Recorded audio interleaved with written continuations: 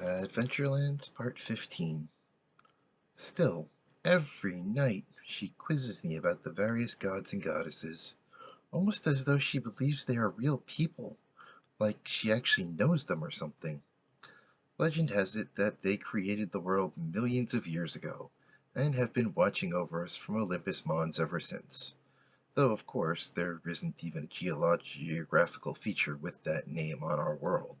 So I have to assume whoever came up with that nonsense was very drunk at the time. Still, every night she makes sure I can name every god from Alex to Xander. I still can't believe they have two gods with the same name. They had to use nicknames. That's just idiotic. They're fictional gods, after all. Between bites, I spent dessert reciting the gods and what they're in charge of, in alphabetical order. Alexander Dragon is the god of stillness, strategy, and wisdom. He is the most powerful mage to ever play the game, and one of the only two players who have ever been deified. Lenny is Alexander's wife, and the only one for him. I intoned that last part in the same zombie-like tone of voice that everyone did when speaking about Alexander and Lenny. No one was ever honestly sure if it was said in that tone of voice on purpose, but everyone had to say something along those lines after talking about Alexander at all. Lady Dragon is the goddess of speed and action in combat, as well as love and compassion. Thanks to her unparalleled skills and Alex's support, they never lost a single hit point no matter what they fought. They were rewarded for all their flawless victories by being made into gods. Morningstar is the god of diplomacy, changes, and the messenger of the gods. He's the only one that can actually speak to, or even look at Quipsilid for more than a moment, without trying to blind their own memory. He's also the only one that can understand and translate most of what Xander says. He's even able to somehow survive talking to Nyx, despite her voice practically peeling the skin off of anyone else who tries to listen to her. Nyx is the goddess of corruption, hatred, and pain. She has control over all that is evil, and no one could ever stand against her when she chooses to make a move. Luckily, her mind is so warped by her own power that her moves are more random than they are dangerous. Quipsilid is the goddess of confusion and binary systems. If it can have a reflection, they are the god to pray to. So they're the god for basically everything other than vampires. Blank! Yes, mother, sorry. Quipsilid is so powerful and repulsive that out of sheer loneliness, they tore themselves in half. They are the ones that built the world and they keep it running. Without them, the world itself would cease to exist. As if that's even possible. Xander was the visionary, the god of patterns, rules, and the future. The world started out as nothing. That was nowhere, except his imagination.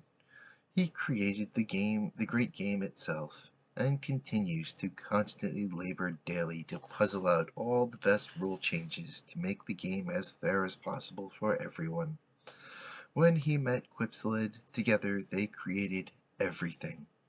Seriously, this is all complete nonsense, though. I mean, if someone could create the world, why wouldn't you make everything somehow taste as good as it is healthy, and grow all over easily picked bushes? Trees that drop bottles of fruit juice instead of just fruit. I mean, come on, these things seem obvious. Blank! Yes, mother, sorry. I said, fighting the urge with everything I had in me not to roll my eyes. Together, they made the world and everything in it, including the rules of the game. The rules are as follows. 1.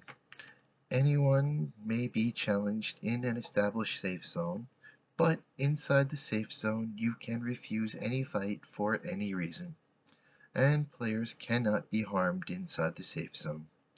When a challenge is accepted, players can either battle in a registered betting arena or outside of the safe zone.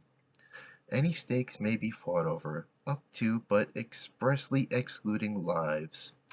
All wagers shall be honored in the spirit with which they were agreed upon. If either player violates the agreement at any point, they will automatically forfeit the match and their stakes. Safe zones are established via safety crystals. Once activated, each safety crystal makes a safe zone of 100 meters. When there are two or more active within the same diameter, each adds 100 meters to the effective range. Safety crystals expire and return themselves to the mines after 5 years. 2. Any and all unnamed non-sentient creatures may be killed for any reason, including bugs. Doing so gives you XP, or experience points, which players can exchange for skills, stat increases, or powerful items at registered rest points. The more dangerous and/or ferocious the creature, the more points you can gain. If you kill a sentient or tamed creature, you lose points equal to its kindness, and or how deeply it was loved. Only sanctioned PKers can avoid that penalty, and it is always reviewed by the GM, with their jobs on the line every time. Seriously, do I have to do this every blank? Yes, headmaster. I can only call her that when I can only call her that when to her face when I'm upset with her, but I doubt she ever noticed. 3. Outside of the safe zones, there is no protection. Anyone or anything may attack or kill anyone or anything, so stay alert. As if that weren't obvious based on the name Safety Zone. Did they really need to make that a rule? Blank! Yeah, you'd be surprised how stupid some players are. But good job. Tomorrow leave out the snark. Yes, headmaster. May I go to bed now? As you please. I never understood why that was her way of saying yes. She always seemed so bitterly against people doing as they please instead of what she thought they were supposed to be doing. It seemed very out of place every time I heard her say it. I dragged myself to my bedroom and flopped down onto the brand new bed that Headmaster Mom had bought me to replace last year's model. Before I knew it, I was out cold.